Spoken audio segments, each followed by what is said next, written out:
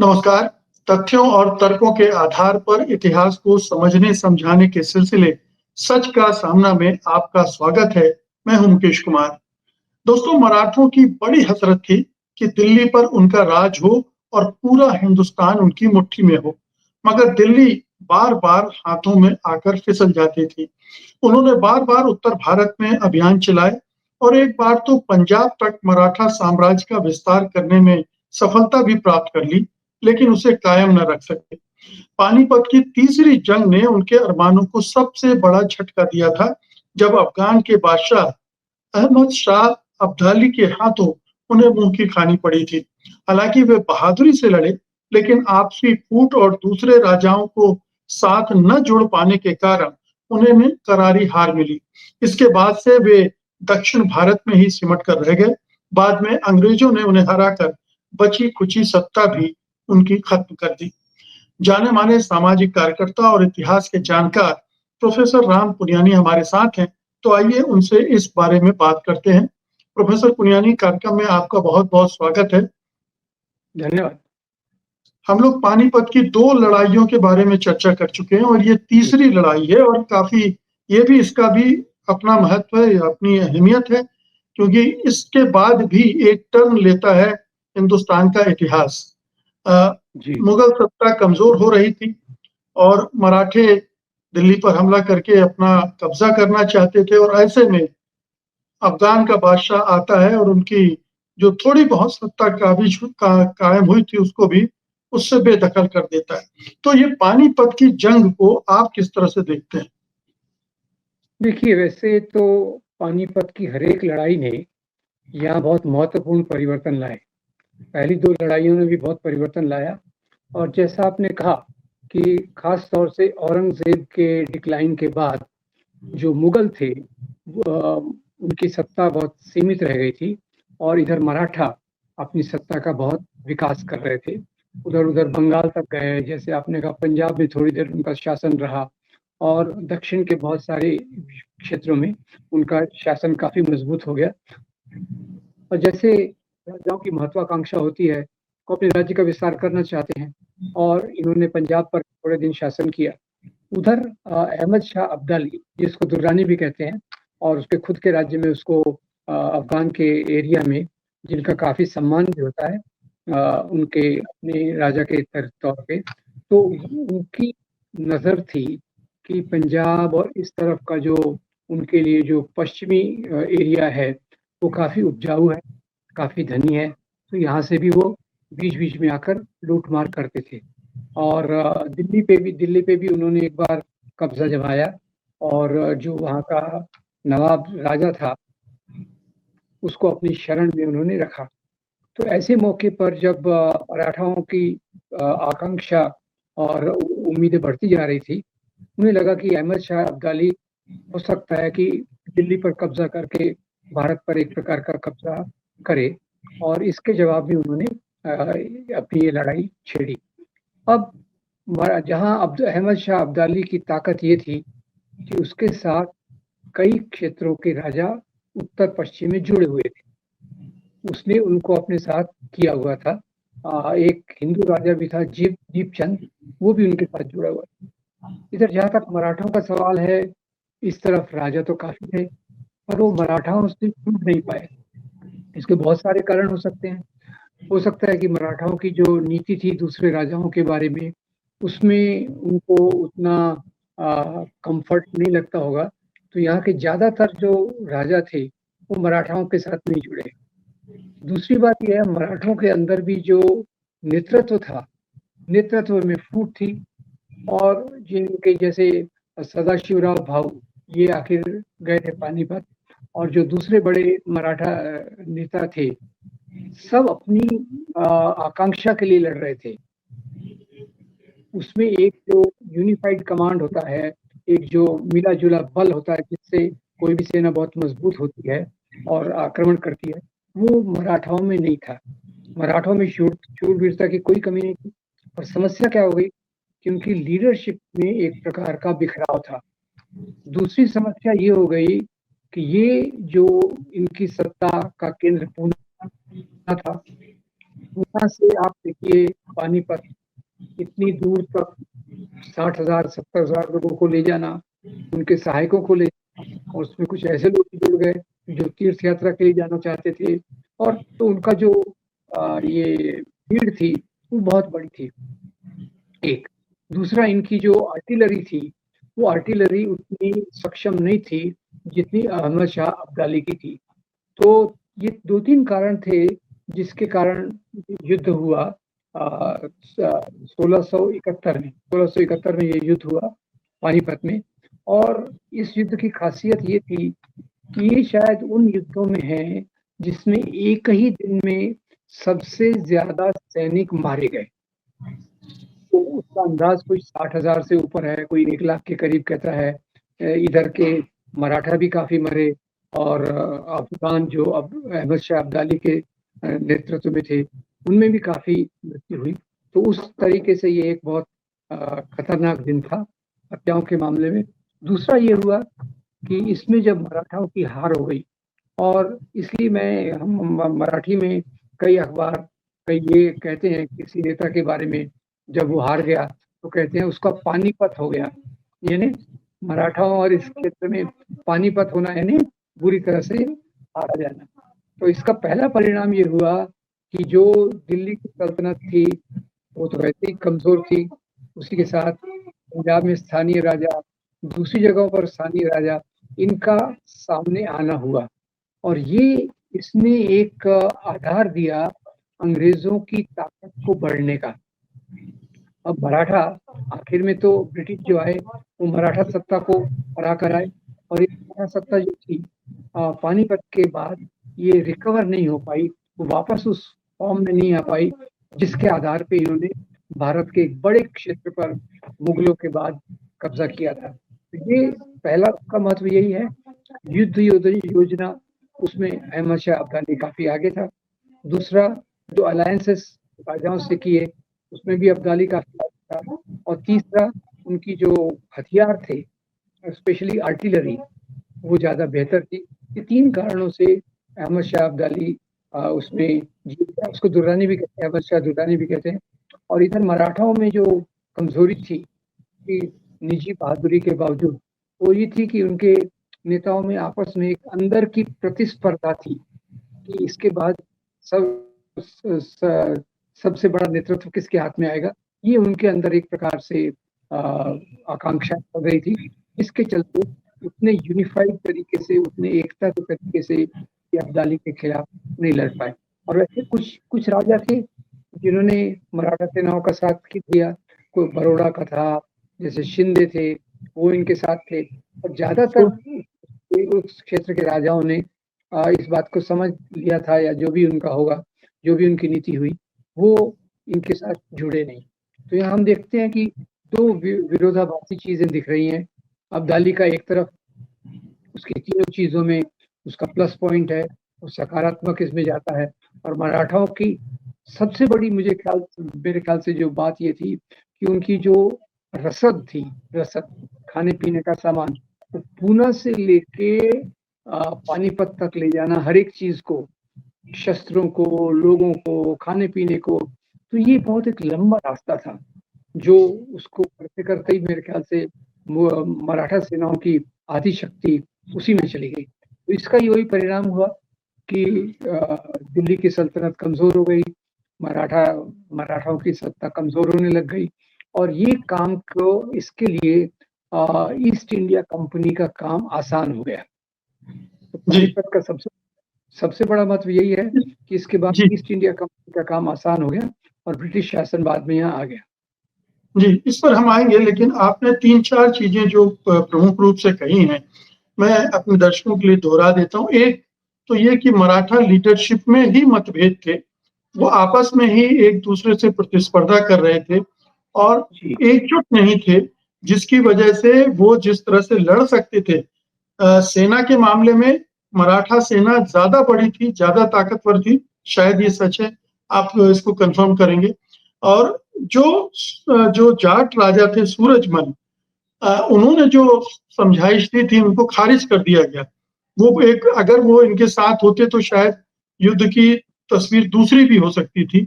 तो अलायंस बनाने के मामले में अहमद शाह अब्दाली ने ज्यादा काम किया।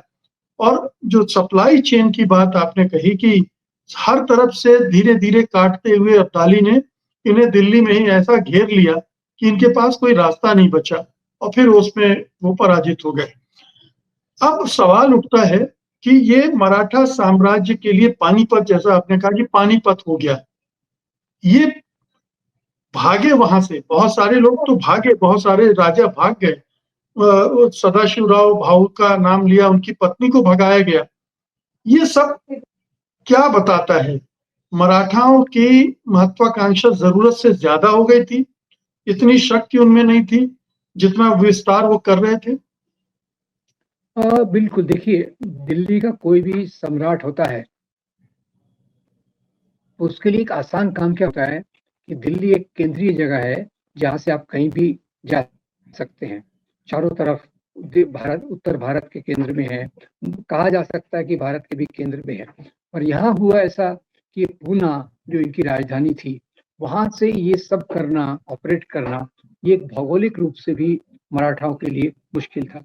अब जहां तक अहमद शाह अब्दाली और मराठा सेनाओं की तुलना की बात है, तो उसमें थोड़ी शंका ऐसी है कि मराठा सेनाएं भी 50,000 से ऊपर थी, अहमद शाह अब्दाली की भी इसी के करीब थी।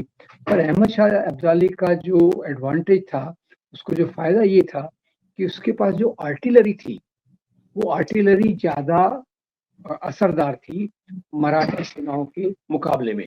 तो इसने भी एक बहुत महत्वपूर्ण रोल किया। जैसे कई बाहर से बाबर भी आया, तो उसको क्या एक एडवांटेज था कि वो फायर पावर ले आया, गन पाउडर ले आया, और उसके कारण उसको एक छोटी सेना के बावजूद वो बड़े काम कर पाया। वैसे ही अहमद शाह अब्दाली को भी उसकी जो आर्टिलरी था, उसकी उसकी बहुत मदद मिली, जिससे वो ज्यादा आक्रामक रूप में रहा।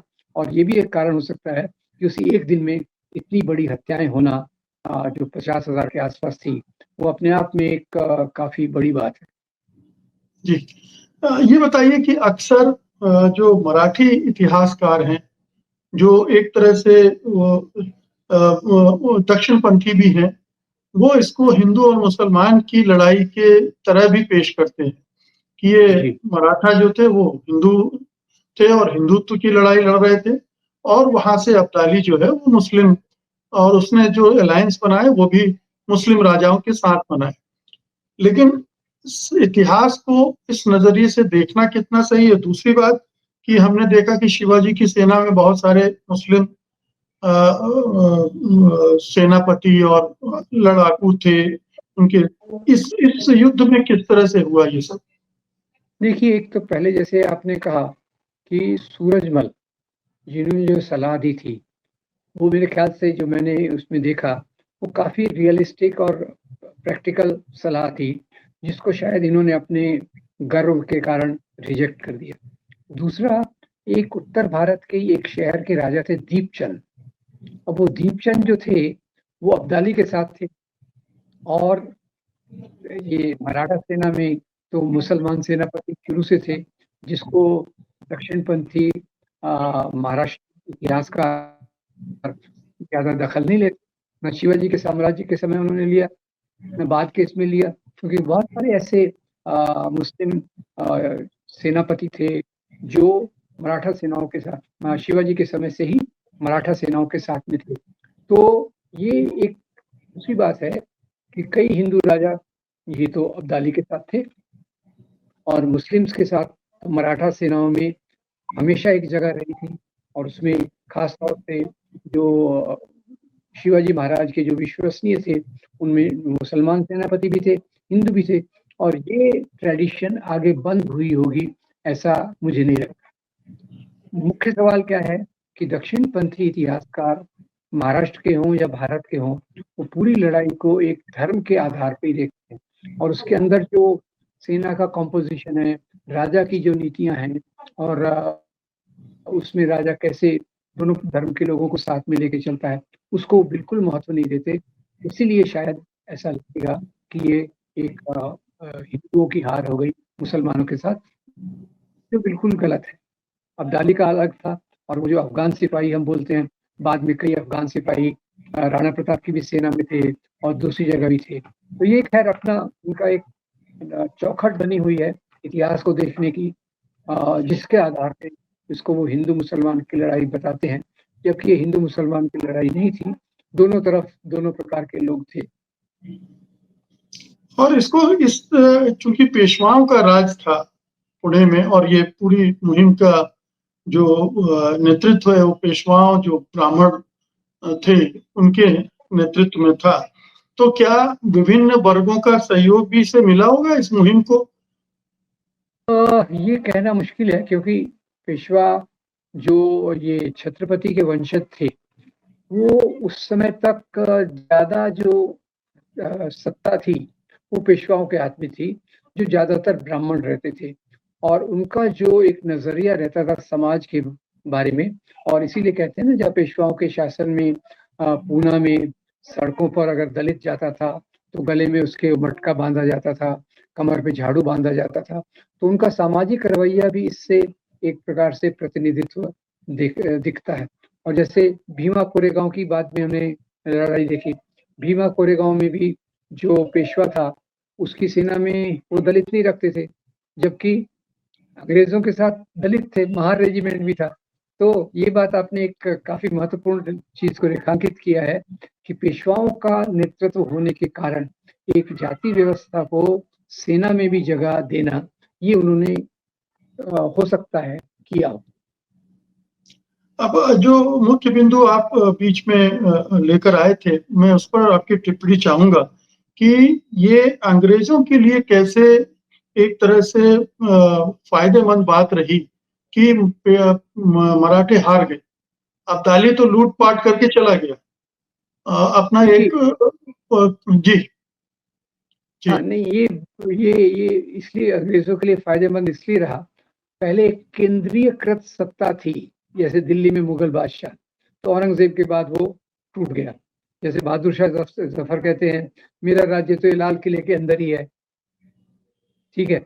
दूसरा, फिर संभावना ये थी कि मराठा एक यूनिफाइड ताकत के रूप में पूरे भारत में उभरेंगे। तो पानीपत की इस लड़ाई के बाद सभी क्षेत्रीय राजा ये मजबूती में आ गए। तो हुआ क्या कि यहाँ जो संभावना थी दिल्ली के चारों तरफ एक मजबूत स्थानीय सत्ता बने, वो तो नहीं रहा। तो अंग्रेजों को किससे डील करना पड़ा? एक अलग अलग राजा से डील करना पड़ा, जो जो तुलनात्मक तौर से काफी सरल था। उनको कल्पना कीजिए कि पूरा मराठा साम्राज्य है, उससे उनको मुकाबला करना पड़ रहा है, तो वो तो बहुत मुश्किल होगा। पर एक एक उसमें 10 फूट पड़ गई है, उत्तर भारत में 10 राजा अपनी अपनी बात कर रहे हैं, तो फिर ये तो बड़ा आसान हो जाएगा उनके लिए काम करना। तो ये फर्क पड़ा अंग्रेजों के लिए। पानीपत की तीसरी लड़ाई सबसे फायदा, किसी को ज्यादा फायदा हुआ तो अंग्रेजों को हुआ। और अंग्रेजों ने मराठों के साथ शायद 3 युद्ध लड़े, और उसमें फिर पूरी तरह से मराठों का साम्राज्य खत्म कर दिया और अपनी सत्ता को कायम कर लिया। इसका नतीजा, पानीपत का जो अंतिम नतीजा इस तरह से सामने आता है कि भारत के जो शासक वर्ग था या जो राजा महाराजा थे, उनको अलग अलग समाप्त करने में अंग्रेजों को सुविधा हो गई पानीपत के युद्ध के बाद।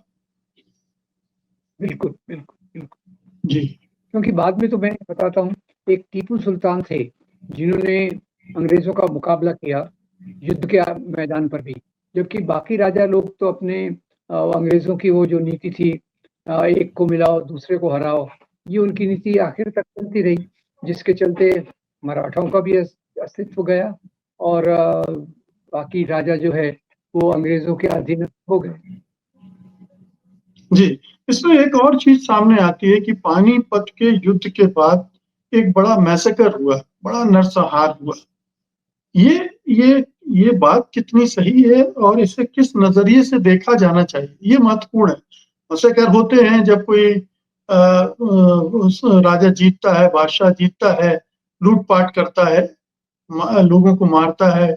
तो ये एक ट्रेंड रहा है सभी राजाओं के साथ, या पर्टिकुलरली इसी लड़ाई के बाद देखने को मिला? देखिए, वैसे तो क्या है कि राजाओं के लिए दूसरे क्षेत्र में जाकर लूटपाट करना और अत्याचार करना ये राजाशाही का एक भाग रहा है, कहीं भी भाग रहा है। तो एक तो पानीपत की लड़ाई में ही बहुत हिंसा हुई, बहुत लोग मारे गए, और उसके बाद जो विजयी फौज है, विजयी फौज पर तो कोई नियंत्रण रहता नहीं है, कोई कानून रहता नहीं है। तो एक बड़े पैमाने पर, छोटे पैमाने पर लूट-पाट करना और वो स्त्रियों के साथ उस प्रकार का व्यवहार करना, ये किसी एक राजा की बात नहीं है। ये मैं कहूँगा राजाशाही का चरित्र है। राजाशाही का चरित्र है, जहाँ वो अपने क्षेत्र के अंदर लगान वसूल करेंगे, क्षेत्र के बाहर लूट-पाट करेंगे और स्त्रियों के साथ वैसा व्यवहार करेंगे। मतलब चाहे राजा हिंदू हो, मुस्लिम हो, सिख हो, क्रिश्चियन हो, कोई भी हो, वो हमेशा इसी तरह से पेश आता है।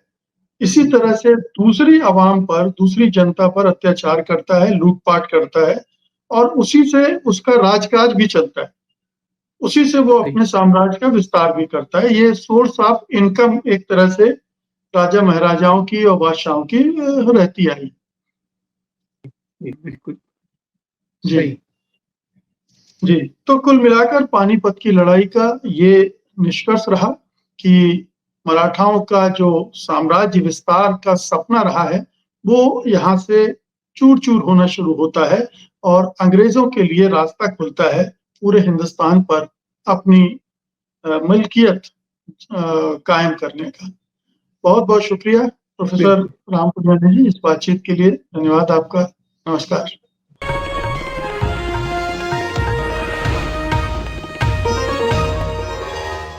Copyright disclaimer under Section 107 of the Copyright Act 1976. Allowance is made for fair use for purposes such as criticism, comment, news reporting, scholarship, and research. Fair use is a use permitted by copyright statute that might otherwise be infringing.